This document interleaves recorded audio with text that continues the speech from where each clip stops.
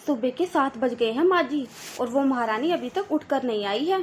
थोड़ी देर में सब ऑफिस जाएंगे। अब आप बताओ, मैं किचन में जाके नाश्ता बनाऊं या साफ सफाई करूं? कहाँ है छोटी बहू? मुझे क्या पता माँ जी कहाँ है। अभी तक तो अपने रूम से ही बाहर नहीं आई है, या फिर गई अपने मायके। मायके नहीं गई होगी बहू, मैंने कल उसे मना कर दिया था, ऐसे नहीं जा सकती वो। आपको मम्मी जी ये लगता है कि वो आपकी बात का जरा भी मान रखती है? तो फिर ऐसा करिए, आप ही जाकर देख लीजिए कहाँ पर है वो। मुझे तो नहीं दिखाई दे रही है वो घर में।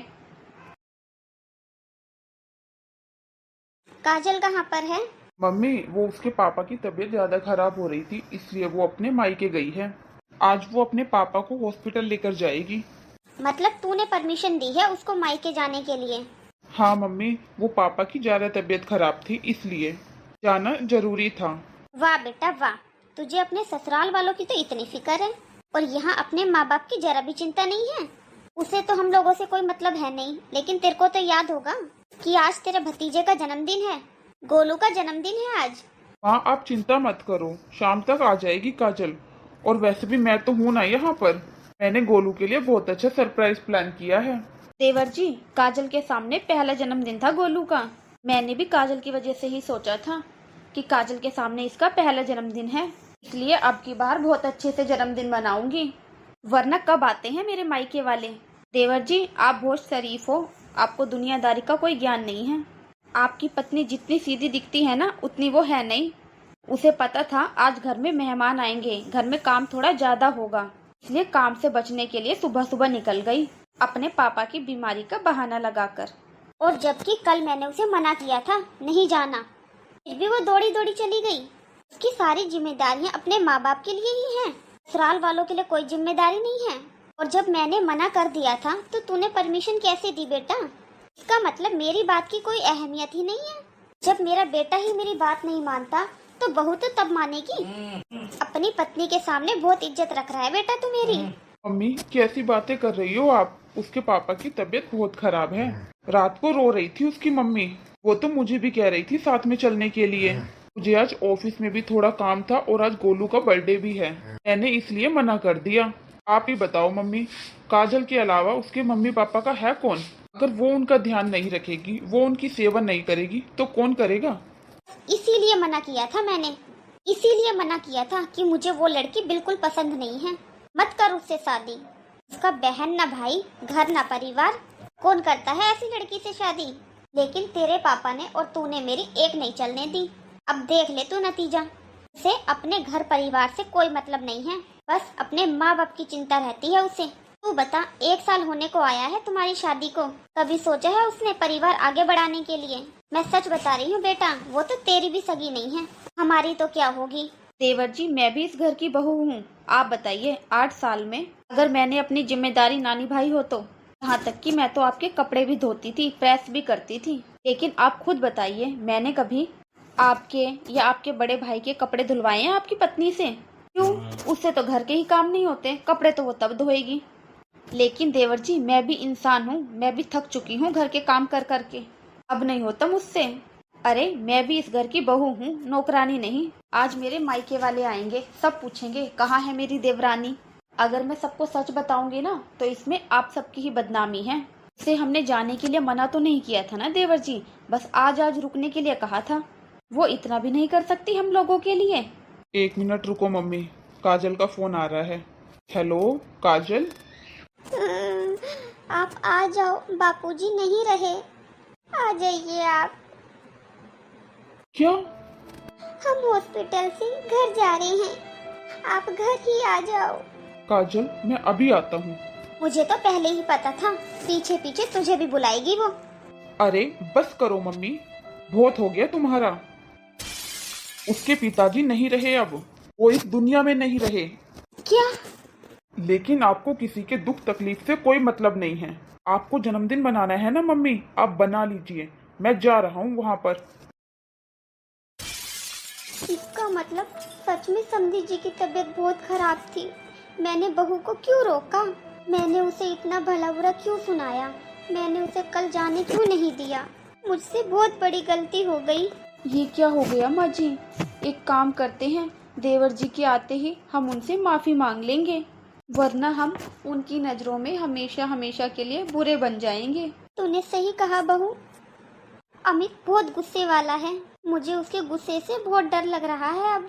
और गलती तो हमारी ही है, हमने कभी भी बहू की बातों को सच नहीं समझा। हमेशा यही सोचा कि वो मायके में जाने के बहाने ढूंढती है। एक काम कर बहू, जल्दी से पंकज को फोन कर, हम भी चलते हैं बहू के घर।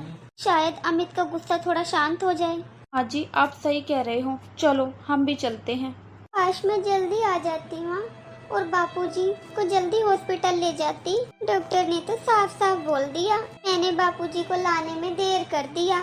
मैं अपने आप को कभी माफ नहीं करूंगी माँ। मैं इस दुख से जिंदगी भर नहीं उभर पाऊंगी माँ। जो होना था वो हो गया काजल। माँ बाप कौन सा उम्र भर बैठे रहते हैं। मैं भी कुछ दिनों की मेहमान हूँ बेटा, मैं भी चली जाऊंगी। लेकिन तू अपने आप को दोष मत दे बेटा, तेरी तबीयत खराब हो जाएगी।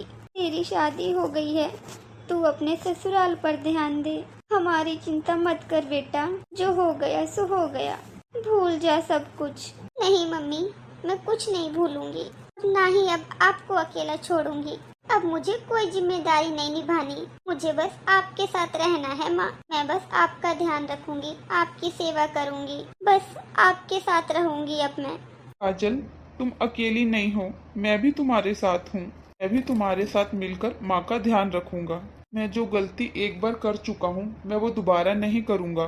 मैं अब माँ को अकेला नहीं छोड़ूंगा। अरे ये क्या कह रही हैं देवर जी? क्या देवर जी सच में हम लोगों से अलग रहेंगे? अगर ऐसा हुआ तो जैसा सालों पहले होता था ऐसा ही होगा। सारे घर की जिम्मेदारी मेरे पति पर आ जाएगी और मैं सारा दिन नौकरों की तरह घर में काम करूंगी। चलो काजल, अब यहाँ कुछ नहीं है। माँ का सामान पैक करो और चलो। माँ को हमारे साथ लेकर चलो, हम वहाँ पर ही माँ की सेवा करेंगे और माँ की देखभाल करेंगे। नहीं दामाद जी, मैं आप लोगों के साथ नहीं जा सकती।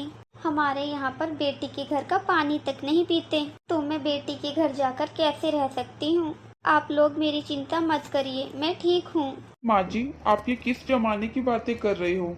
मैं ये सब बातें नहीं मानता, ना ही मैं अब आपको अकेला छोड़ सकता हूँ। जो गलती मैं एक बार कर चुका हूँ मैं वो दोबारा नहीं करूँगा। काजल, तुम ही समझाओ माँ को और चलो माँ को लेकर चलते हैं। अब से तुम और मैं माँ को लेकर अलग घर में रहेंगे। ये क्या कह रहा है बेटा तू अपने माँ बाप से अलग रहेगा?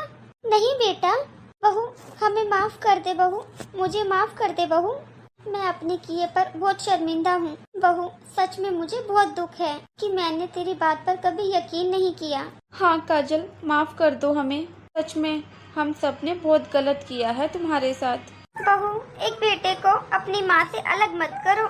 तू चिंता मत कर बहू, तुझे अपनी माँ की चिंता करने की कोई जरूरत नहीं है। तू इन्हें हमारे साथ लेकर चल, वहाँ पर रह लेंगी हमारे घर में। कहना तू अमित से ये अलग ना रहे हमसे, हमारे साथ ही रहे ये।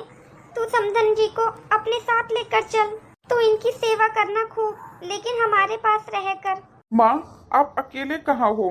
आपके साथ बड़े भैया भी हैं, पापा भी हैं, भाभी भी हैं। आपके पास तो भरा पूरा परिवार है, लेकिन इनके पास तो काजल के अलावा कोई भी नहीं है ना माँ। लेकिन आपने कभी भी काजल की तकलीफ को नहीं समझा। आज आप लोगों की वजह से काजल के बापूजी आज इस दुनिया में नहीं हैं।